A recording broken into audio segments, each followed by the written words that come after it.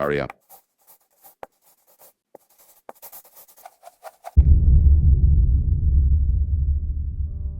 New York City. Cold, crowded, and full of ghosts from the past. Vanessa wasn't thinking about ghosts when she stepped onto the busy street, but when she bumped into a man knocking his phone from his hand, something cold slithered down her spine. "Watch where you—" She stopped mid-sentence, narrowing her eyes. The man stared at her. Not in annoyance, not in anger, just staring. Vanessa blinked, that face. It looked familiar. Wait, Jason? His name felt strange in her mouth, like something pulled from a long-forgotten dream. A long pause, too long. Vanessa? She grinned. Wow, it's been years. Jason's expression remained unreadable. He hadn't said her name with warmth. It was more like curiosity, as if he was studying her. "You look different," he finally said. Vanessa let out a small laugh, brushing off the odd tone. "You too." A sudden thought struck her. Valentine's Day was coming up and she was alone. "Are you seeing anyone?" Jason blinked. For a moment, it almost looked like he didn't understand the question. Then slowly, his lips curved into something resembling a smile. "Not at the moment."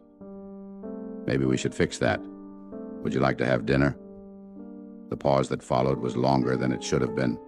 Then finally, Jason nodded. "Sure." Vanessa was running late. She had felt off all day. At first, it was just a dull headache, then dizziness. She chalked it up to nerves, first date jitters, maybe even a mild cold. But then, in the shower, she looked down and saw something that should not have happened. Her pinky toenail. It had just fallen off. There was no pain. A chill slithered up her back. She swallowed, shaking it off. Weird, but not a reason to panic. She got dressed, but when she glanced in the mirror, her lips were swollen. Not just puffy, but bloated. Her heart pounded as she pressed her fingers against them. They were firm, stretched tight, as if something was filling them from the inside. As she ran a brush through her hair, strands came free. Clumps of it. Her breath hitched. She grabbed at her scalp, touching the bare spots. What the hell was happening to her?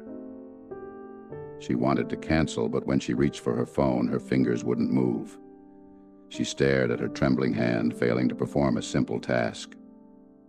She felt like she had no choice but to go on her date, an unsettling feeling that lasted a 35-minute cab ride. The moment she stepped into the restaurant, people stared. Whispers, hushed voices, stolen glances at her swollen lips, the patches of missing hair, the way her skin looked. Vanessa's stomach twisted. The voice inside her head kept asking her to leave, but her legs had a mind of their own and kept moving forward. Jason was already there, sitting in a dimly lit corner sipping red wine. "You don't look well," he said as she sat down. Vanessa forced a shaky smile, gripping the edge of the table. "I don't know what's happening," she admitted, her voice barely above a whisper. Jason leaned forward. His fingers tapped idly against the table, rhythmic and deliberate. His eyes were as sharp as a blade, piercing right through her broken soul, as he couldn't wait to tell her the truth. "You don't remember, do you?" Vanessa swallowed hard. "Remember what?" Jason's smile widened. "Back in junior high, the things you did to me, the names, the pranks, the goddamn humiliation." Vanessa's stomach dropped. Oh, she remembered everything all right, every cruel joke, every embarrassing stunt. But Jason had cleaned up nicely. "I saw you last week," Jason stated as he continued. "I watched your every move. Then I found someone who could help me reach a goal. Someone you might call evil." A cold shiver ran down Vanessa's spine. Something about this felt wrong. Under the table, Jason shifted. Then with a slow, deliberate motion, he pulled something into view. It was a doll, small, crude, made of cloth, with Vanessa's hair stitched into its scalp. Her breath hitched. Jason held it between them, his expression unreadable. disturbing. "Is that a voodoo doll?" Vanessa's voice trembled.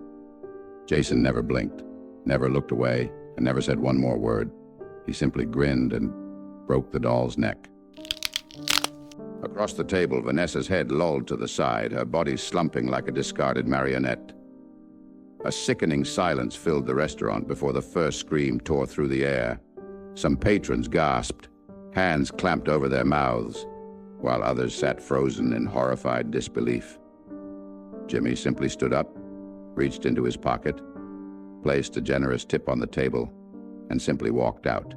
No rush, no panic, as if he'd done this type of thing before. And of course he had, successfully.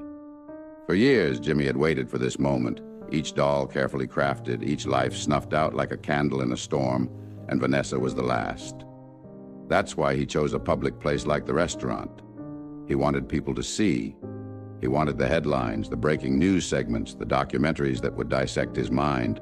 He imagined his face plastered across every screen, his name whispered in dark fascination.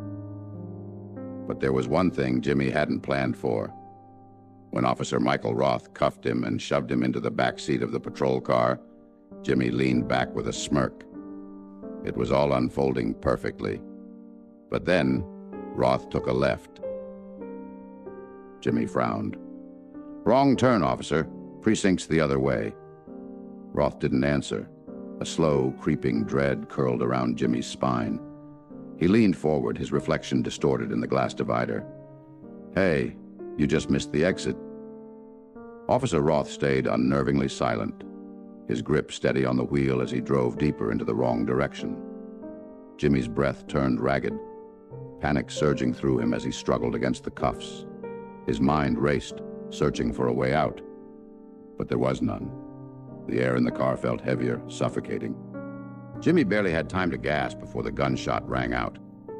The last thing he ever heard before the bullet went through his head was, "You don't remember me, do you?"